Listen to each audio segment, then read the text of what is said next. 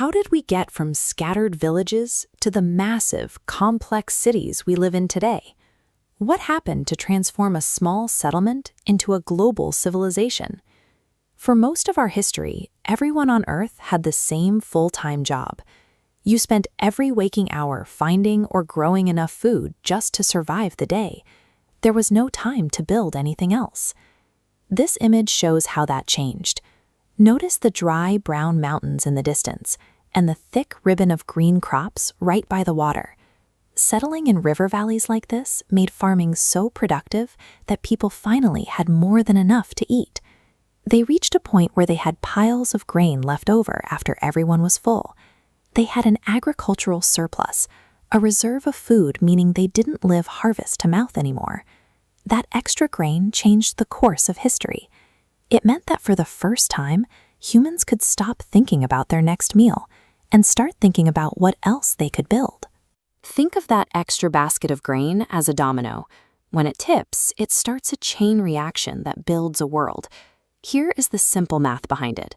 If one farmer can grow enough to feed 10 people, those other 9 people are suddenly free. They no longer have to spend their days in the fields just to stay alive. Those 9 people are now available to do something else. This pool of human time and energy is what makes a civilization possible. With their time freed up, people can spend their whole lives becoming experts at one thing. Some become potters, some become builders, and others become astronomers. They are specialists.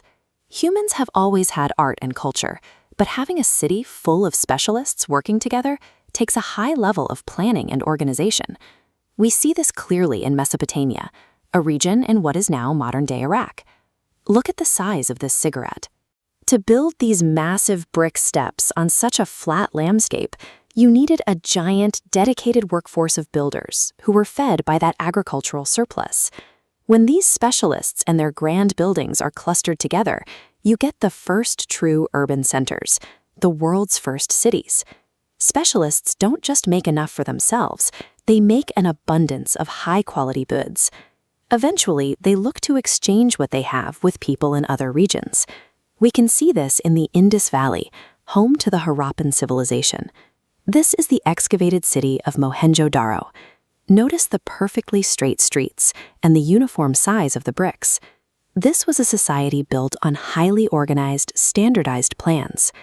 In these planned cities, craftspeople made goods for export, like this necklace.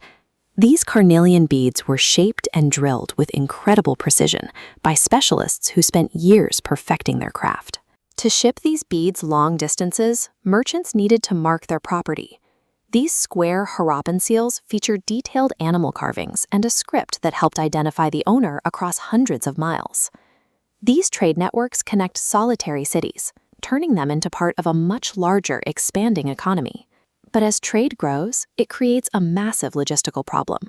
You can't rely on memory alone to track every debt, tax, and inventory shipment for a whole city. In the Yellow River Valley of China, humans found a permanent way to keep those records. These characters were inscribed on bone and bronze. Writing wasn't originally invented for poetry. It was a practical tool to record data and communicate facts across time. Without writing, a growing city can't stay organized. It is the essential data management tool that allows a society to grow larger than one person can remember. Even with records and trade, a city of thousands of people will eventually fall into chaos without a central authority to keep everyone on the same page. We can see how the ancient Egyptians managed this along the Nile River. To build these massive stone pillars, someone had to coordinate a workforce of thousands, distribute the food, and enforce the laws. It took a high level of central planning. This top-down organization, governance, is the structure that keeps a complex society running smoothly.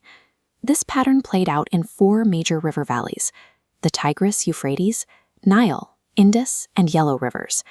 In each, a surplus led to urban centers, creating specialization, trade networks, writing, and governance.